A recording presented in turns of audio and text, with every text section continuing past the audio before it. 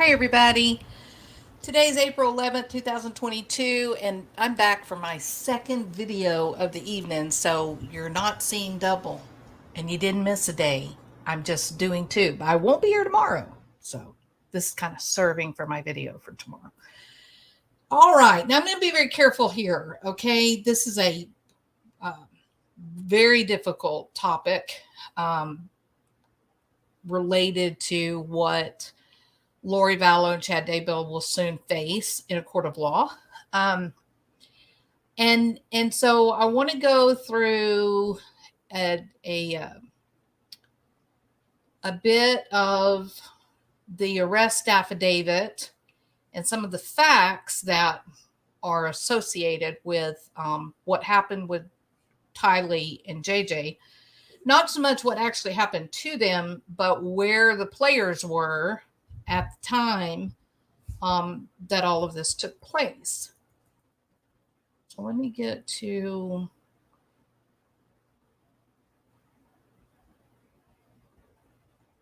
September the 8th.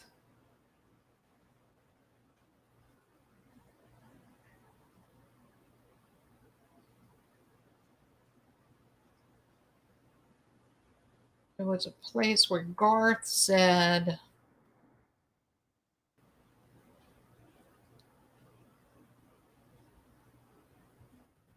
hold on, I'm looking. Okay, Garth Daybell told the neighbors that Chad had shot a raccoon.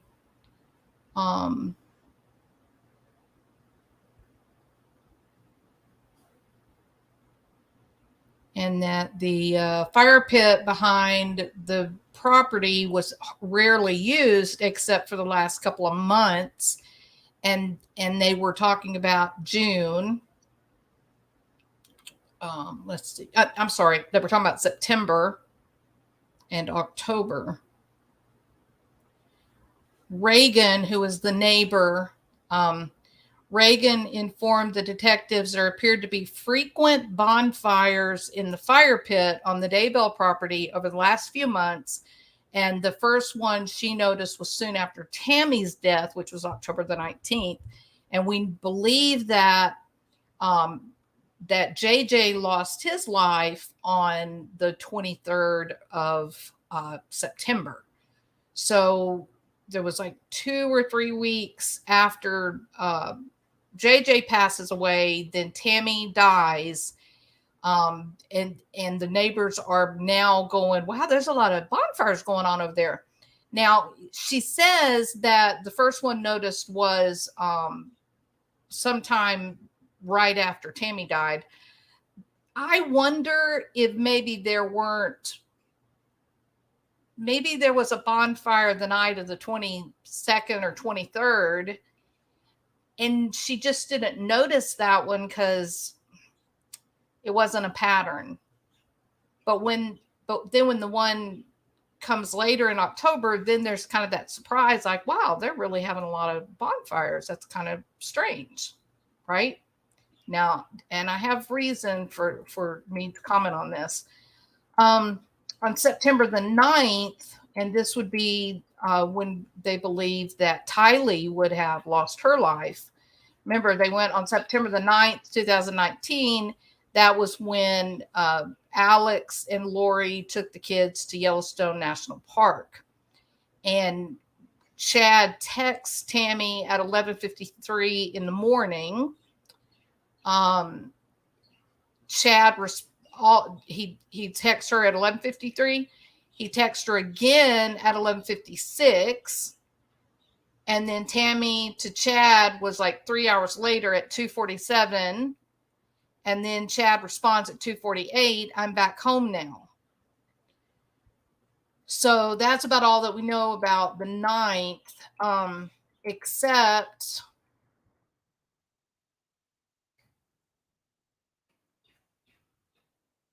okay. Now then.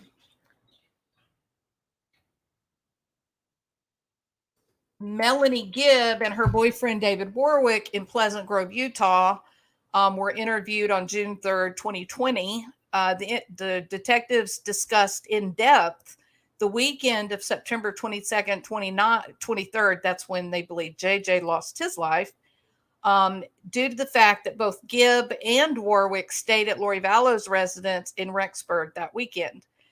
Gibb informed me that she arrived in Rexburg on September the 19th.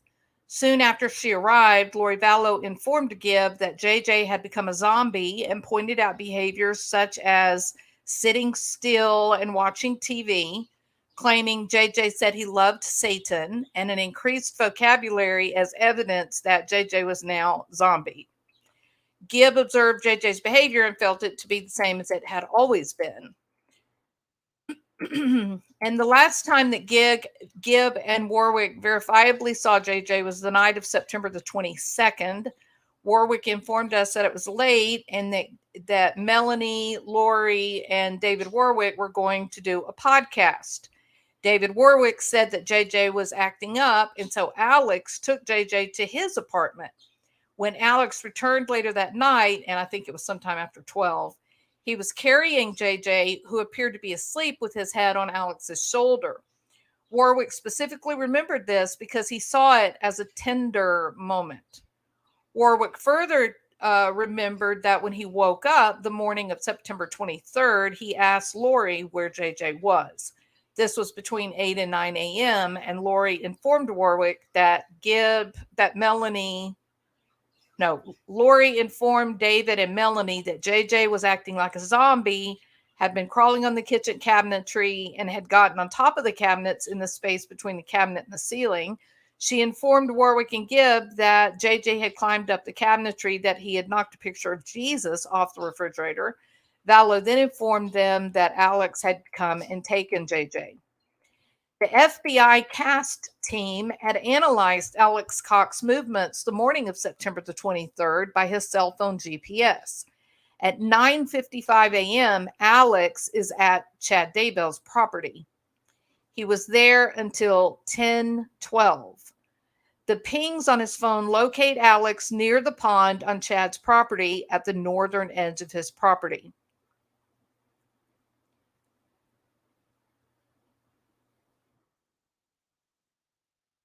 Now then, there were only 4 visits by Alex to Chad Daybell's house during the month of September. The dates of these visits were September the 6th, September the 9th, September the 23rd, and September the 25th.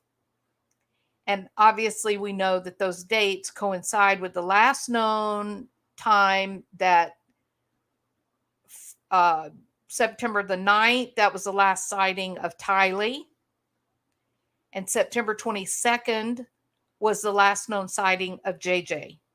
And both days, those were when Alex was at their house.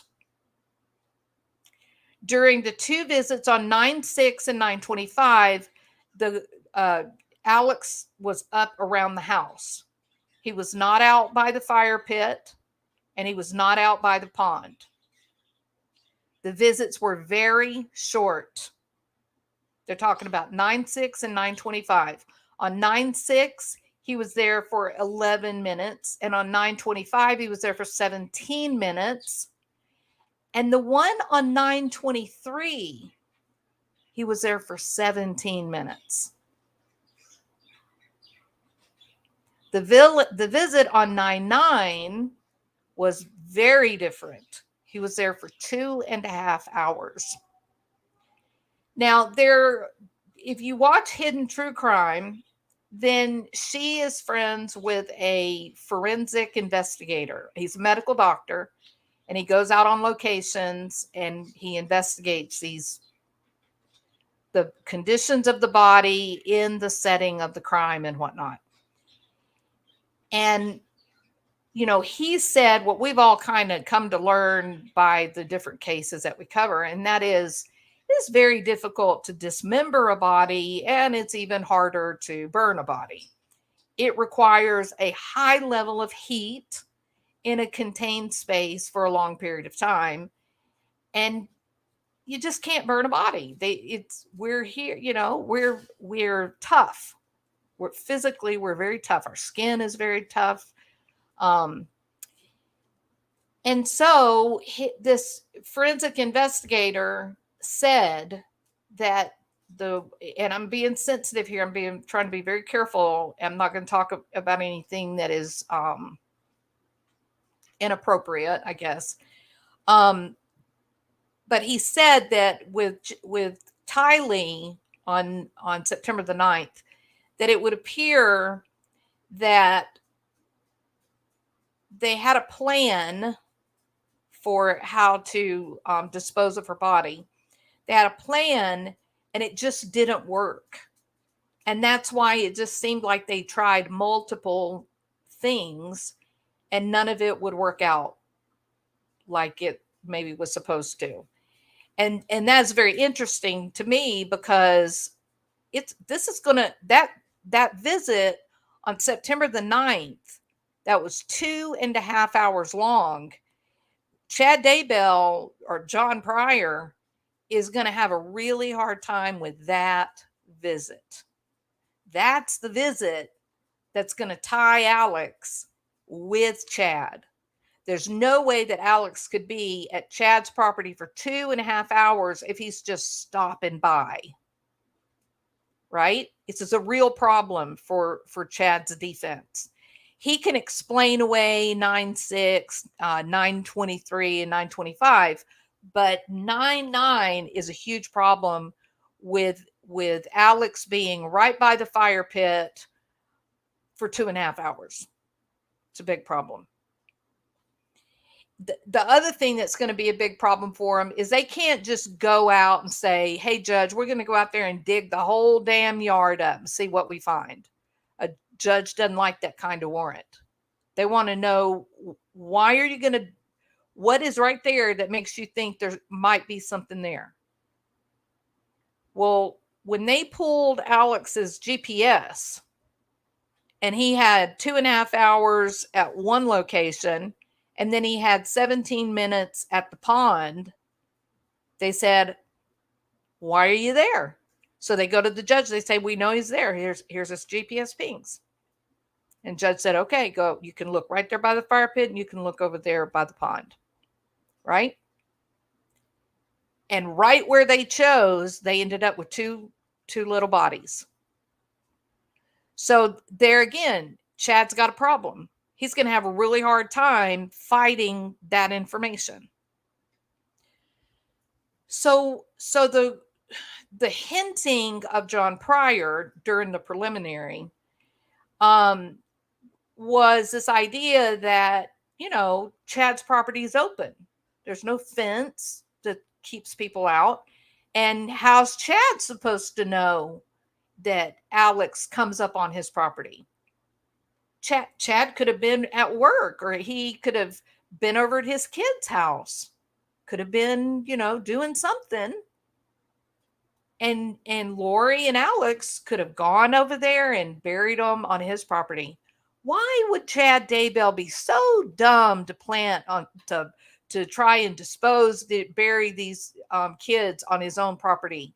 That would be the dumbest thing for him to do. Yada yada yada. That was kind of the insight based on some things that John Pryor said, that I thought that's what they're going to try to say, that Daybell was somewhere else. He had no idea the kids were there, and that Lori and Alex did this behind Chad's back. Well, that's going to be problematic, because Chad's on the phone with Lori sounding drunk, in my opinion, saying, oh, they're, digging up my backyard. And he sounds very despondent and very sad. He knows what's about to happen.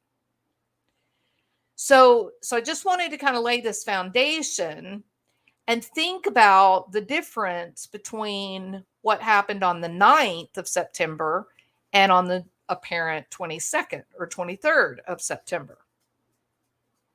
Because I think it matters. If you listen to the interview that was done in Arizona by the Rexburg police, They're asking Melanie Gibb about Lori's location. Was she there? Was she not there? You sent a text.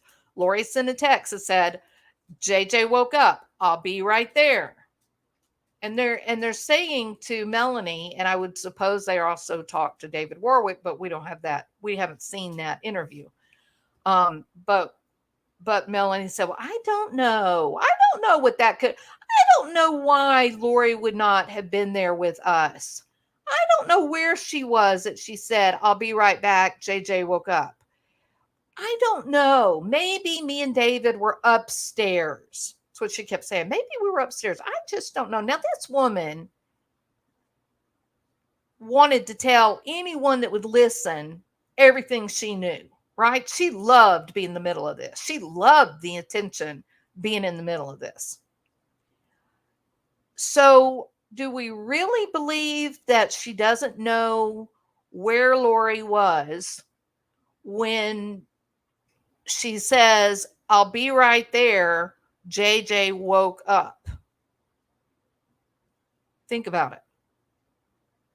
So it's kind of curious that Melanie would choose that to suddenly get a bad memory from. And I thought, well, that's very interesting.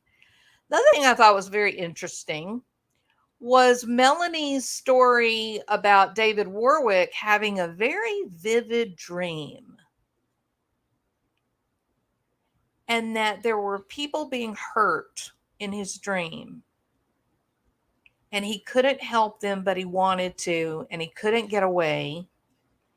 And that he felt like he was having a heart attack. He kept telling Melanie that he felt like he was having a heart attack. This happened in the middle of the night, so that Melanie thought this was a dream. And she even got up and tried to wake up Lori. And listen to this. Melanie sent Chad a text because David is having a bad dream. You send Chad Daybell a text? Why? Well, I just thought maybe he might could help. In the middle of the night, he's home with his wife. Right? It's very strange. Very strange. So I've been thinking about these possible discrepancies or whatever they are. But remember, it's during this interview, police interview, and so they do have the text. They do know that these strange. First, the Lori saying JJ woke back up. I'll be right there. That text is very out of place and curious, and then you've got Melanie that night in the middle of the night messaging Chad Daybell that David Warwick had a bad dream. It's crazy. It's literally crazy. So I keep thinking about what happened. How is this possible? So on the 9th, September the 9th, which would have been when Tylee passed away, Alex is at Chad Daybell's for 2.5 hours. And we know how bad things were, right? So you kind of accept that Alex and Chad Daybell were working together. It seems like the norm. Chad was clearly in on it. He's sending text messages to his wife to explain things away. And I find it crazy that Garth Daybell is making excuses for his dad firing a gun with the neighbors. That doesn't bode well for Garth. So I'm, thinking about this, and I'm thinking about Chad and Alex, the two bumbling idiots that don't know what they're doing, and they just create a disaster, an unmitigated disaster in every way, a 2.5 hour disaster before they finally gave up and just said, hey, we're just going to bury everything. We'll burn what we can. And apparently they just kept burning and kept burning and kept burning things. Maybe they were trying to obliterate the evidence. compare that to JJ's experience. 17 minutes. Not 2.5 hours that Alex Cox was there. 17 minutes. That tells me that little JJ did not die there at the pond. And the reason I don't think that he died there at the pond is because his body was meticulously prepared. Have y'all realized that? And I'm going to tell you this, not going to go through the layer by layer description of how he was prepared. But if you go back and listen to the preliminary, the detectives do that. And I am telling you, I know it's so sad, Teresa. It's heartbreaking to talk about. He was meticulously prepared, multiple layers, a certain body position. I believe he was there. Let's see. Let me look back at these. On the 23rd, Alex Cox was there for 17 minutes, which tells me that Chad Daybell dug the hole on the 22nd. The hole was dug first, in my opinion. So if his truck is only there 17 minutes, that means there was a location that was prepared. The body was prepared somewhere else. And then all they had to do was to lay JJ to rest. And then he had to obviously be covered. And again, when they covered him, it was meticulous. It was purposeful. There were multiple layers of covering. And in some ways, it mimicked how they found the golden, the golden plates. It was very interesting, right? So somebody was talking the other day about gender effects, the way men would do some criminal act compared to the way a woman would do a criminal act. And I was giving that some thought, and a lot of people just haven't been able to get to the point of, was Lori involved in their death, or did she just have her fall guy do it while she, went shopping for new clothes or some crap, right? Well, I kind of think with the differences between Tylee and JJ, I kind of think that Lori was in charge of what happened with JJ. And I think that the night that everything happened, I think that the fact that everything is so meticulously wrapped and taped, and I think there was dignity given to JJ that was not provided to Tylee. It seems like with JJ there was care for the preserving, almost like when you listen to the detective describe it, it's almost like a process of mummifying, right? Where he was like his body was being preserved on some level. So what happened? Did Lori say, you guys are idiots and you messed everything up with Tylee? How dare you? You're so stupid. Just let me handle this. And that's why there was a dramatic difference in the way the situation was handled. And there's one final fact that leads me to believe that Lori was the one that was driving the burial of JJ. With little Tylee, they desecrated her body. It was horrific. It's the thing that nightmares are literally made of, right? Apparently David Warwick had a terrible nightmare the same night. I don't know what that's about. But not only was JJ's body treated with dignity and respect, and some might even say careful preparation, but look at the final resting place. Look at the final resting place. Tylee's was almost an obliteration of her existence, right? But JJ was buried under a pretty tree right by the future pond.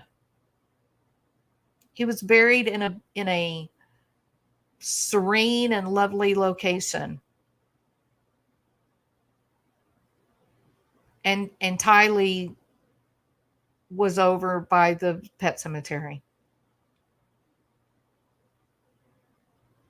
You see the difference? And I think when thinking about the way that the location of JJ's grave, that it's a place of peace, and it would be considered a desirable location if it was in a cemetery. Right under a tree would be a beautiful place, or right by the pond would be beautiful, right? And then the fact that he was so carefully prepared. I think Lori is dealing with the fact that she did this. And I believe that it was done at Alex's apartment. And you remember they said there was no furniture in there. Remember? Is that why they got the apartment? Did they need a place to do that, but where nobody was living, so they couldn't really collect evidence? I'm going to tell you, I think that barn is going to be full of Tylee's DNA. I think it's going to be everywhere. I don't know how Reverend Donna Serafina did it, but she described what happened to Tylee in a way that is horrifying. Her description of what happened to Tylee was so close to the reality of what the detectives found that when they got wind of Donna Serafina's video on YouTube, they paid her a visit. And you can just hear them saying, was she there? Or maybe someone was there that told her about it. If you're skeptical of mediums and that kind of thing, then you wouldn't want to say, oh, no, this is just her skills, her gift. But if you're a believer, then she might make you a true believer because it was so accurate in what she saw. So it does appear that the final experiences for Tylee were not anything like the deference and the dignity that was afforded to JJ, including a peaceful and lovely final resting place. Right? So I do think that when it comes time for trial, I think that the cops have a great deal of information and they know exactly where Lori was, how much time she spent in Alex's apartment on the 22nd. They didn't just ask Melanie about that text just because they didn't know. They've got the information. They know where Lori was when she said, JJ woke up, I'll be right back. They know where she was. They were trying to see what Melanie was going to say. And if I were the cops, I would absolutely want David Warwick's telephone and GPS location and see where he was the night of his so-called horrible bad dream. I would want to know where he was. I'm telling you. The Mormon Church, I believe I made a video about it. If you go back into Mormon history, and I'm sure it would be the same with any religion, but if you go back into the history of the Mormon Church, the formal history, cannibalism was real. It was an observance. Now, obviously, that's not modern day, and nobody would do that. That's just silly. But this bizarre group of people, look at this picture. This picture that's on your screen. This woman, she has just killed her children within, a couple of months. And she's got this dreamy, faraway look on her face. And Chad's looking at her like, oh, we're so lucky to be together. This is so great. Does this look normal on any level? No, not at all. So what they did, when you listen to the telephone call between Melanie Gibb and Lori, you hear the way they talk to each other. It's like they've taken what's in the Mormon Bible. They've taken the Bible and they're kind of imposing, they're projecting today, 2019 at the time, they were projecting today into biblical times. They believed that they were, hiding out and doing the things that Moroni did. And so if they're willing to go that route, Lori even says at one point that she thinks she's Moroni. So if they're willing to go that far, why wouldn't they even go back to some of the religious observances and rituals that were occurring during that very violent period in history?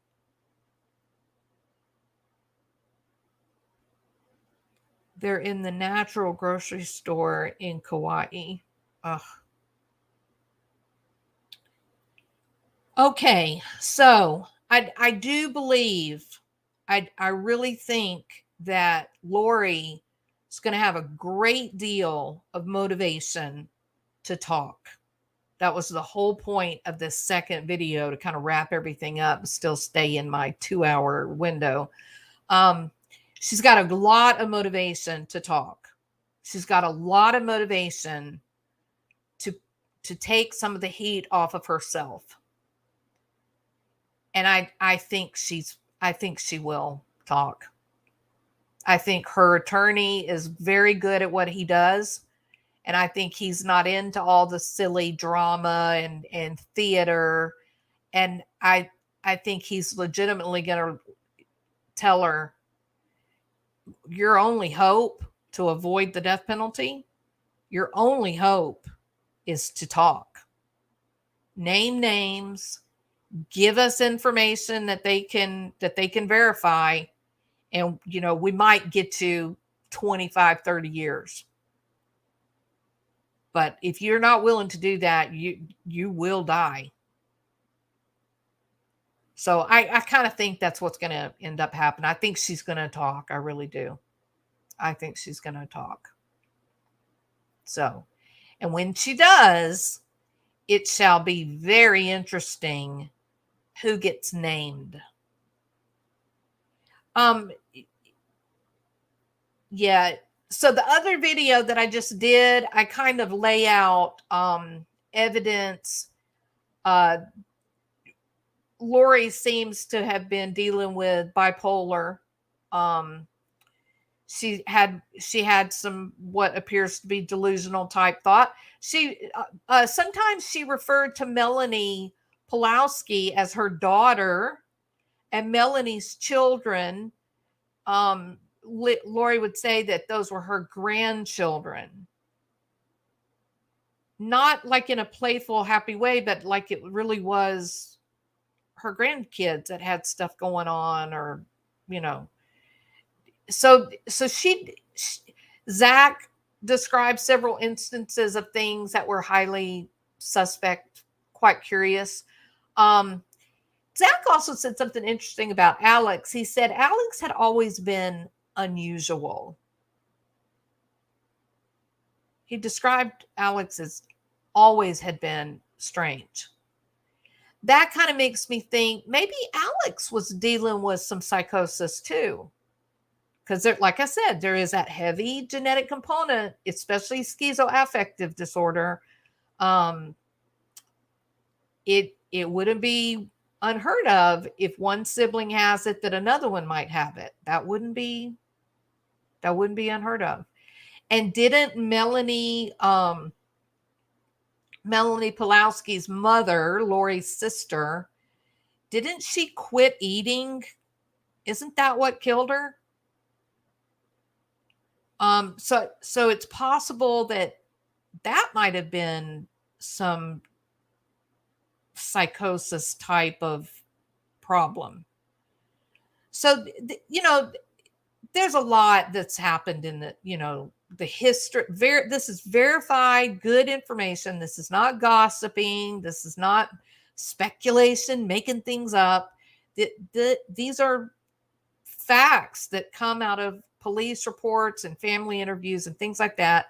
And together, when you put it all together, it is sort of, it would be consistent with someone that might be dealing with schizoaffective disorder and bipolar, and through severe trauma might have targeted or thrown off a bipolar psychosis, period. All right. Now, when you say he seems to have been easily persuaded, you mean Alex or you mean Chad Daybell?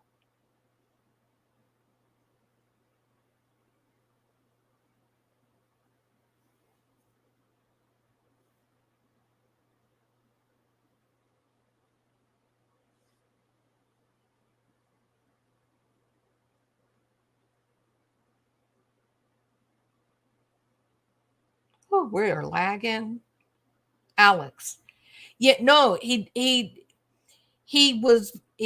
agree with you. He seems like he was very easily persuaded, and he always needed to be with Lori, right?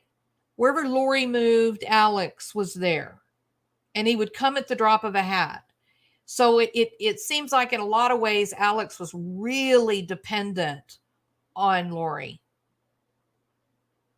He struggled terribly trying to have a girlfriend or a relationship that would turn into a marriage. So it looks like socially he was struggling. He struggled terribly trying to keep a job. These are things that, remember when we went through a while ago, the symptoms and whatnot of schizoaffective disorder, how people with schizoaffective disorder, they really do need help to keep things on track because it is such a serious disruption in illness. So I think there's a lot of evidence, or I think there's a lot of verifiable fact that show that Alex was, dependent on Lori, and Lori was in a position that she was desperate to be special, to be notable, to be admired and loved.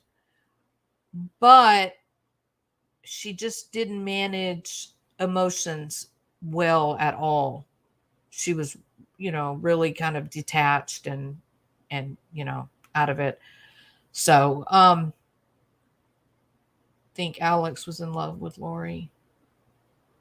Alex was needy. Yeah. Yeah, I think he was dependent.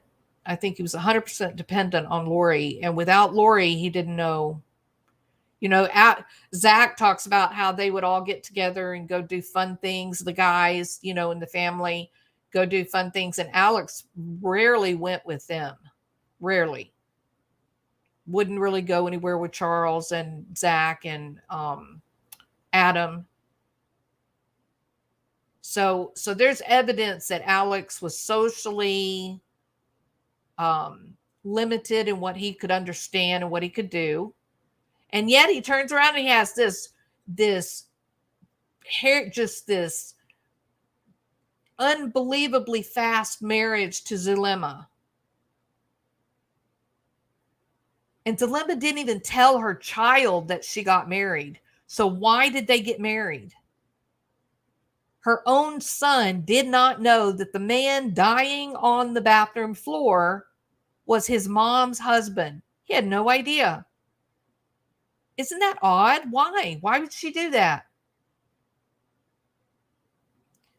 Lori did both killings, in my opinion. The guys took care of the bodies, the heavy work. She put a bag over JJ's head.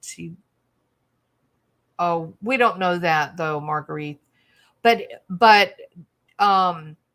we don't know how it happened, but we do know how they were discovered, the conditions under which they had been buried, so to speak. And with JJ, he was not bruised or battered, or he in a lot of ways, as I listened to the description, I thought his body, he was prepared, like lovingly prepared for burial. And the location of his burial site was a place of peace and beauty. And that is not the preparation for the burial of Zulema. I mean, not Zulema, good Lord, Tylee. Sorry about that.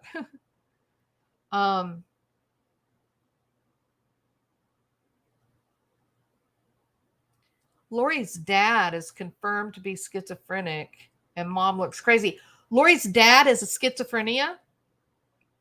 Are we certain of that? I have not heard that. That's amazing.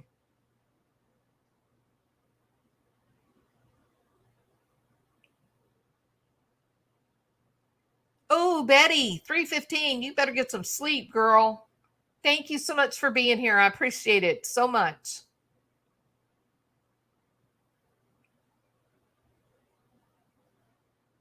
I thought I heard that in the beginning when this all happened. I'm going to have to look into that and see.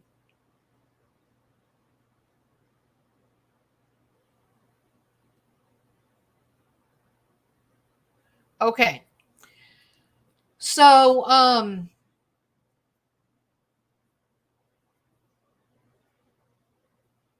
wow, that even makes it more likely that it was a schizoaffective. But here's the great thing. The antipsychotics are highly effective for bipolar psychosis. So she's probably taken an antipsychotic and a mood stabilizer, and that will work very well. She'll physically, her mind will be more clear, and she'll feel better physically than she has in 20, 30 years. It's going to be a game changer in her life.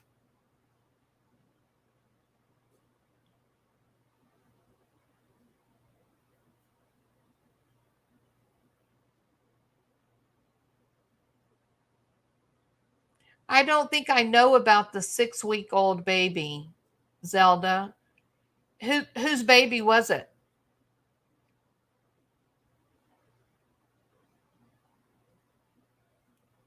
Sleep well, Betty.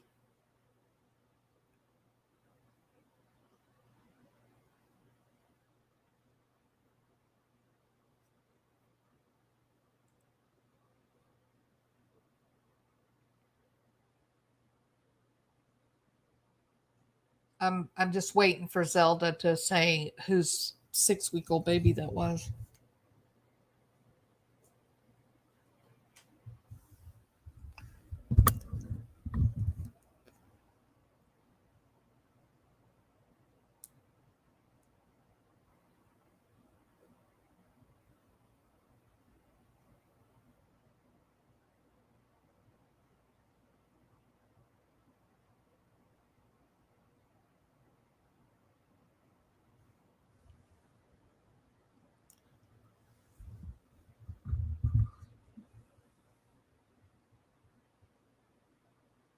Lori's baby sister passed away while Lori was there.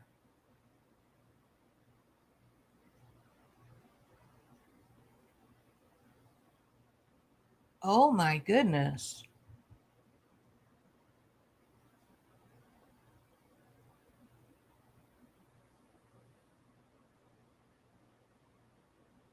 Oh, absolutely, Lost Cookie. That it's a devastating disease, but the medication works very well. But the battle is keeping them on the medicine, right? Because they kind of miss having those manic episodes. Um, but she is in a controlled environment. She will take that medicine. It won't be an option. So her thinking is going to clear, and I think she's going to talk. I believe she will talk. I do. I believe she will talk. So get ready, because we have no idea what is going to come out. It was in Rialto, California, when their 6-week-old baby died at Loma Linda Medical Center. The baby's name was Lauren Cox. Wow.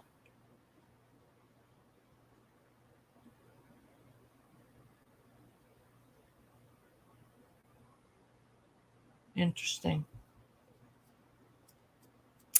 Okay, people, y'all are awesome. Yeah, I think she's going to talk, Lost Cookie. Yeah, I do.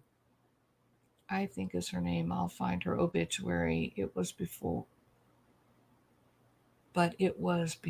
Lori was born. Before Lori was born? I thought you said that Lori was the one there when the baby died. Oh, it's going to be a horrible experience, Teresa. It's going to be horrible. There'll be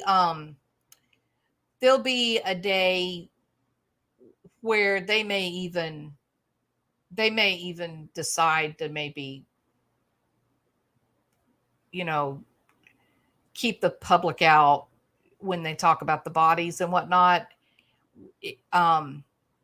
I'm going to continue to do what I've always done, and that is to stay away from the gruesome, stuff, because I don't, the only way that the gruesome stuff, the only way that it would be talked about for me is if it has some sort of relevance to the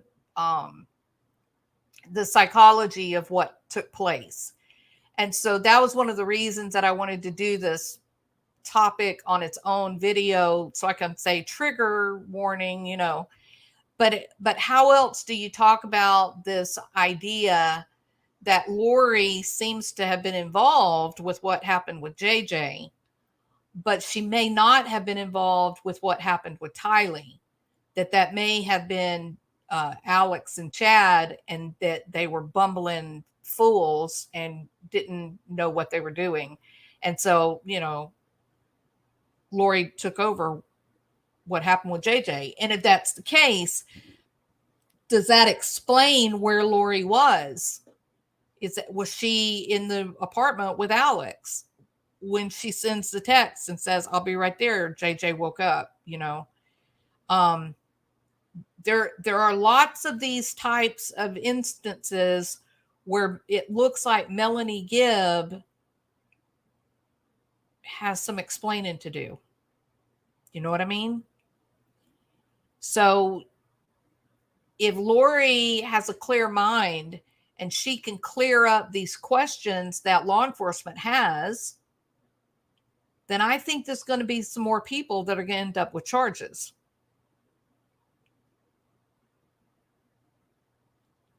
I don't think so, Justice for Summer. I think I'm far enough south that I think most of that really bad weather is going to be like central Texas into Louisiana and Arkansas, going into Indiana and Illinois. Was in 1971. I'll post links. Doesn't change things, but I wonder if that baby had life insurance policy. Barry was in deep trouble, tax debt. Oh my God. Oh, I heard that Lori's father had schizophrenia on the Hidden True Crime podcast. On the Apple podcast. Okay, good. Yeah, because I didn't listen to the Apple, the True podcast. I've been watching her videos. Dr. John does some major deep dives on all the key people. Is that Matthias, her husband?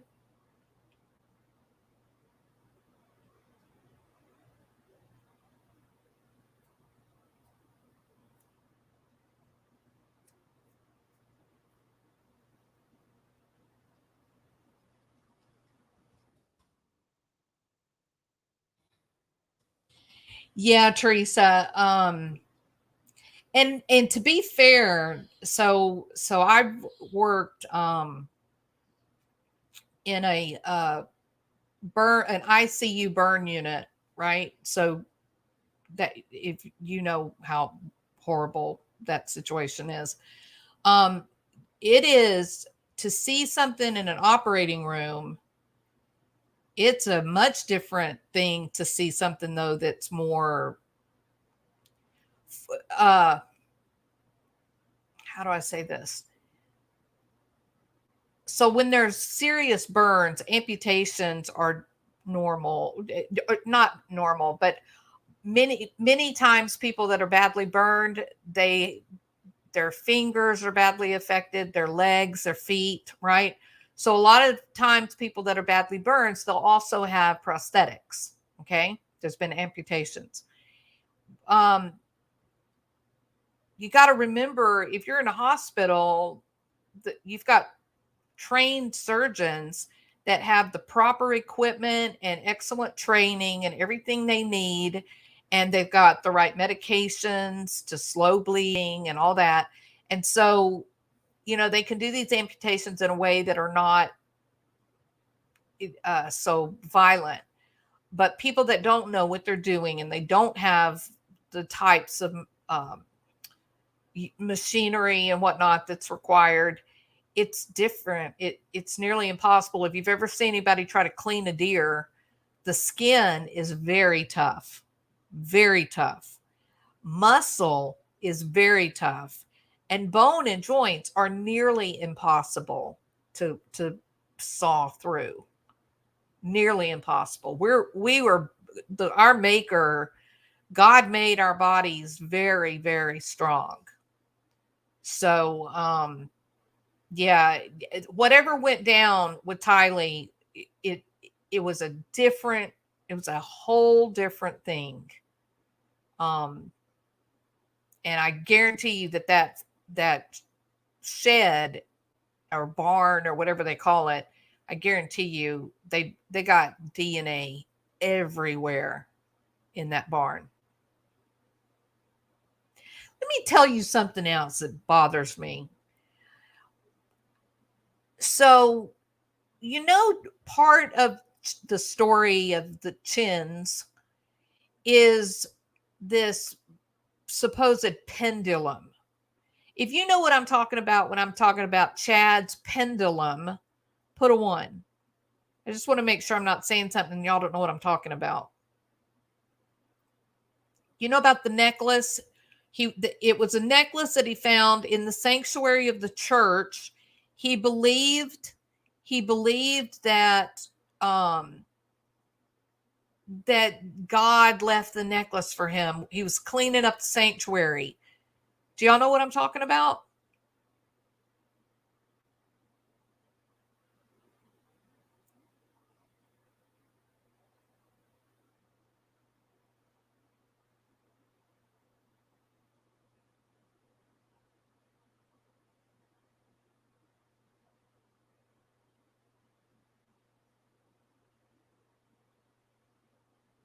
Stacy Cox confirmed in court that her father had schizophrenia. Wow. I don't know how I missed that. Okay, so we kind of got a smattering of yes and no. Okay, so Bebop. So when one day after services, after church, Chad Daybell and another guy, they were supposed to be cleaning up the sanctuary. When Chad went up to the front, he ended up finding a little necklace up by the podium. He ended up keeping the necklace. Basically, he stole it, right? He didn't turn it into the lost and found, there at the church. He kept it and he stole it. Later, it comes out that he's using this necklace as a pendulum to prophesy the future, right? So he's walking around with this necklace and he's using it to decide which people are dark and which people are light and who's going to die and who's not going to die. He's actually using this necklace like a pendulum. Okay. Now then, I think it was that guy from Oklahoma that was telling the story about this necklace being found. He was there when it was found. And he's the one telling the story, which is highly suspect to me, because I think, hey, Little Bear, are you just trying to, make him your fall guy? Because you said a lot of crazy things too, But anyway, this story comes from Little Bear. And he says that he was there. He and Chad were cleaning up the sanctuary. Chad finds this necklace, just a girl's necklace, woman's necklace. He finds this necklace. It later comes out that he's using the necklace as a pendulum to prophesy this darkness and whatnot. Okay? Yeah, good grief. Thank you, Powder Puff. That says it all, truly. Now then, a necklace that he stole from the church. Yes, Mo. Now listen to this crap. Listen to this. So if you go over to Reverend Donna Serafina's channel and you can possibly stomach her description of what happened with JJ and Tylee, and listen to this, she makes the video in December, a full 6 months before the kids were found. She makes this video and everybody's still looking for the kids. They just think they're hot. They've been hidden by, Julie Rowe or some of their friends, and that they're okay, that they're fine. And the truth of the matter is 6 months after this video is recorded and uploaded, I listened to it in December. 6 months later, they dig these kids up in Chad's backyard, right? It's incredible. Truly. It's unbelievable. Now, if you go listen to that, if you haven't listened to it before, I'm going to warn you, it's not easy to listen to. It's very, very violent and very, very gruesome. But for those of you that have listened to it before and you can manage it again, listen carefully. Because as Reverend Donna Serafina is going through this description of this barn, she even describes the siding on the barn to a T. She talks about there's a drain in that barn that she's seeing in her head. Do you remember about the drain, Hazelnut? So Donna Serafina is doing this reading and she says there's a drain and she sees that there's like blood there. And that if the detectives or cops will take their flashlight and they'll look down into that drain, that there will be a necklace hanging there. That there's a necklace there. And the necklace belongs to Tylee. Now, who just got chills? That is unbelievable. And so I disregarded that she was talking about the necklace, and all that. I disregarded it. I just didn't think too much about it. Her reading is spectacular and I was blown away. And that was actually how me and Whatchamaface got to be friends, and Lauren and or Sweetie Pilo. That's how we got to be friends, because we were just astonished at what she described, and then what came to pass being so accurate. And the cops were astonished too, because they paid Reverend Donna Serafina a visit, more than one. I'm sure they thought she had to have been involved somehow. Otherwise, how would she know all this, right? And so I remembered her talking about this drain and the necklace and blah blah blah, but I just didn't think of it being anything. And they find the bodies, and of course, I'm not thinking about the necklace or anything. They find the bodies and whatnot, and then I do this video on Julie Rowe, kind of take her to task, because I'm looking into all the big people at the top of the food chain with preparing the people. And after Julie Rowe, I was going to do a video on Little Bear, right? That was going to be the next person. And when I got to investigating him and listening to his interviews and reading some of the stuff he'd written and all of that, I came across the story of Chad and his pendulum.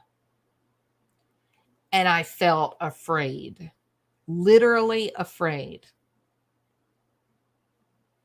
I think to myself, so you're telling me this bozo, this clown, the Chadster, you're telling me that this psychic has this vision of Tylee's necklace in this drain.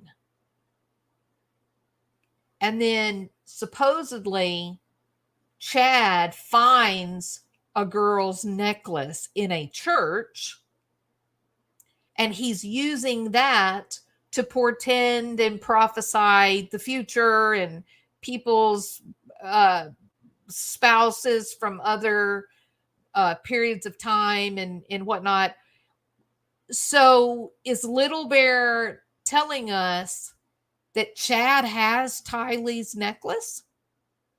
Is that the necklace? Is that Tylee's necklace that he's using to prophesy crap? Horrifying, isn't it? Horrifying. And if I were being one of the detectives, I would not let Little Bear off. I would not let him get off so easy. I would be demanding and demanding and demanding and demanding and demanding. I would want to see his GPS, his phone records. I would want to know everything about him and where he was the month of September.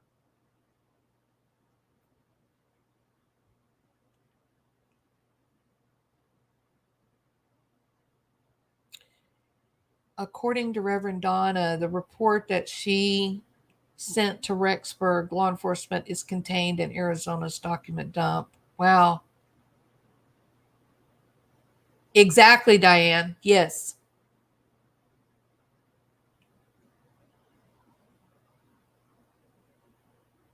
A trophy? Maybe. Yeah, Bebop, maybe.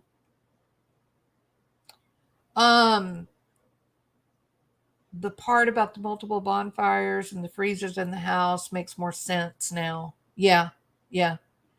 So this is a hornet's nest of potential wildfire. I mean, there's so much curiosity in so many directions, and you just wonder, do they even have the ability to investigate so much, right? Like this necklace, if he's really been using a pendulum, I'm telling you, I would be trying to get down to where in the hell is that necklace. You would think the day they arrested him, you would think that he would have had that necklace on him, right? So go look at his personal stuff that's stored in the jail. See if there's a necklace there.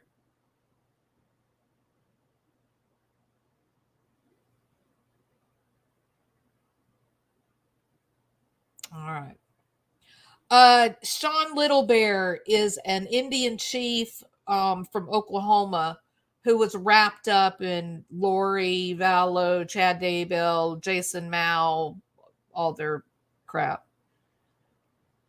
Jules, that makes no sense, but perfect sense at the same time. I have goosebumps. Yeah, the level of evil is insane, right, Mo? The level of evil is insane, but then here there's 2 points here that I want to understand. Number one, how in the hell did Reverend Donna Serafina know that there was going to be a necklace involved in this? That's number one, because she goes to great lengths in the video talking about the necklace. And then number two, how did Sean Little Bear come up and tell us, oh yeah, Chad found a lady's necklace in the church, and he's using that to prophesy his stuff. Did Sean Little Bear lie?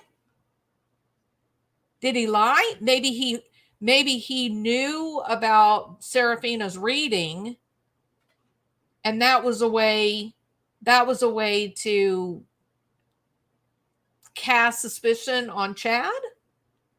I don't know. It's so big and yet so empty of fact.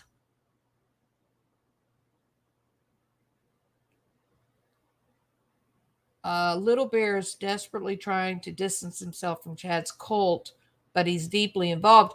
He has worked overtime to distance himself. He mocks them like they're nuts. And yet, when you go back historically and look, how much time was that man spending with Jason Mao and Chad Daybell and Julie Rowe? Julie Rowe and Sean Little Bear were spending a great deal of time together.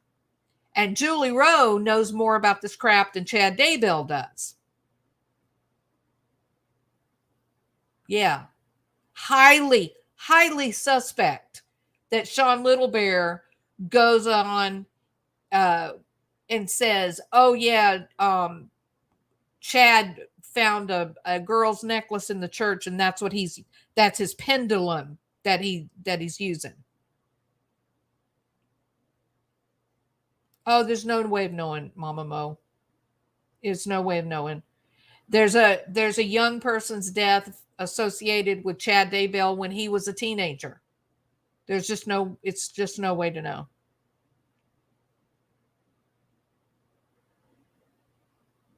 He's been backpedaling, Zelda, yeah, but it's shady to me. And Julie Rowe, wow, she's something.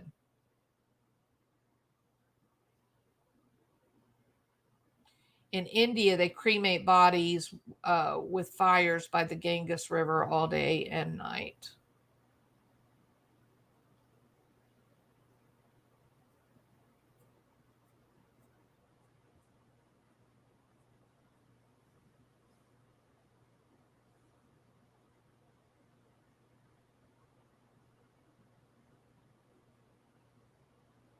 Yeah, absolutely, Carol. How do you not after here I know, like my own personal experience, I know when I listened to that video, right? I know when it was. I listen the reason that I know when it was that December. The reason that I know when it was is because I was listening, and when she got into the description of what happened, she was talking about what happened with Tylee.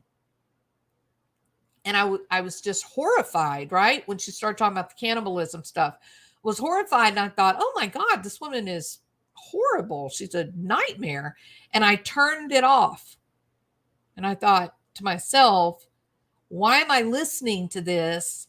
And everything is all pretty and decorated for Christmas. I just thought that was just strange that hearing about what she said related to Tylee. And I did not hear the part about JJ. Fast forward 6 months. They find the bodies. And then we listen to the hearing. And he begins to describe the condition of the bodies. And I said, holy shit.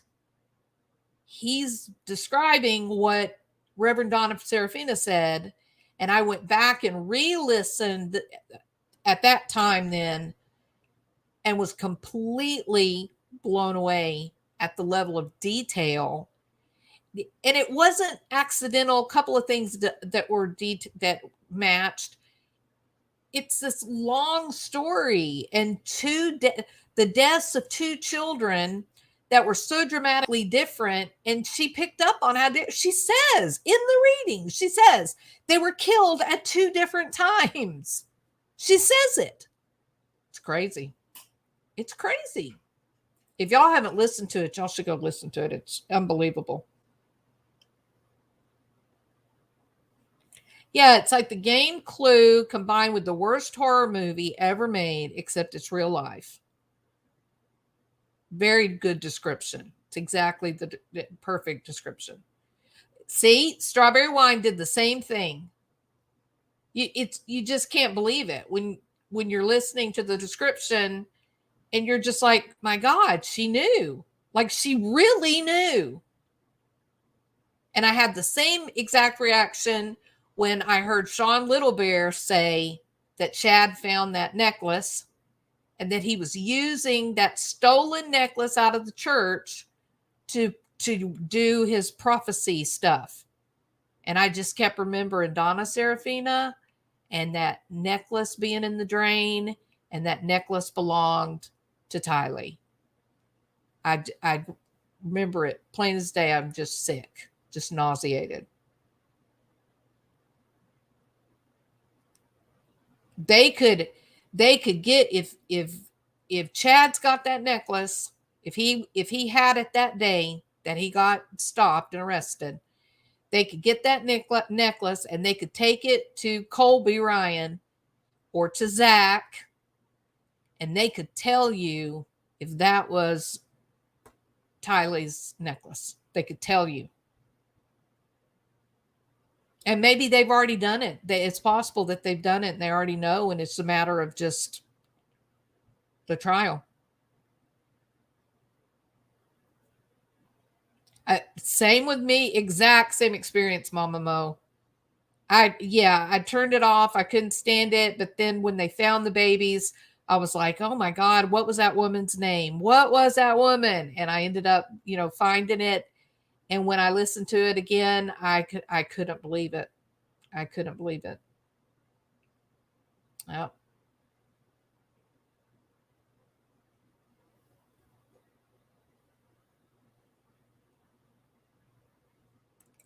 No, you know what, Litlow? I have not heard what Donna Serafina said about Summer. I have not heard that.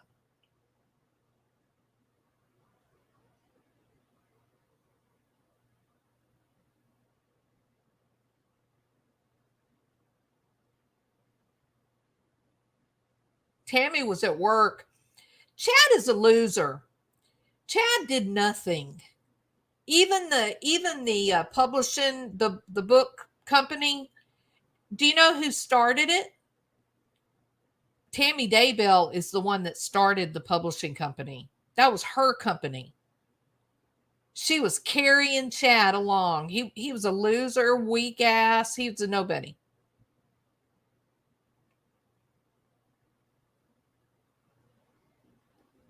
Yeah, if we ever find out what really happened to Summer, it'd be interesting to compare it to Reverend Donna. Yeah, isn't that something, staying classy? I got chills when I heard him talk about that necklace and the fact that he was using that as the pendulum. It's just, how do you make that up, right? It's like Donna knew that the necklace was important to what this evil crap that Chad Daybell was involved in.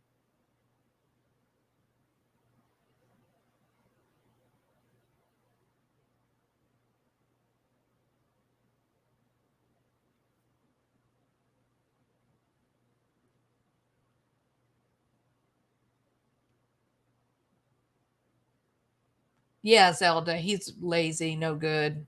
Yeah. Ugh, horrible, Diane. Mom was jealous of her. Oh, terrible, terrible, terrible. Okay, people, I need to turn in for the night and get some sleep. And I just appreciate all of you so much. These are some of these are dark cases that we talk about in um, this story with Chad and Lori is I think it's gonna get bad.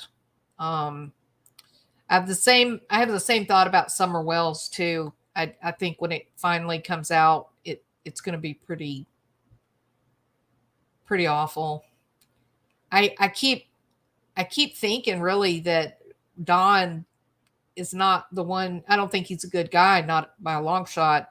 But I think it was Candace that did something to the kid, that she gave her to someone, and they're the ones that hurt the baby. I'm not sure that Don knew what was going on. Nothing's more evil. I had to take courses. I almost passed out. You too, Bebop. Thank you so much for being here. I appreciate it. Thank you. Thank you, Hazelnut. Thank you. All right, everybody. We're probably, Donna Serafina is probably about to get a bunch of views. So, all right, listen, y'all have a wonderful evening. Get some sleep. I appreciate you being here. Y'all are awesome. And y'all have a great Tuesday. Okay. I'll see you on Wednesday. Talk to you later. Bye.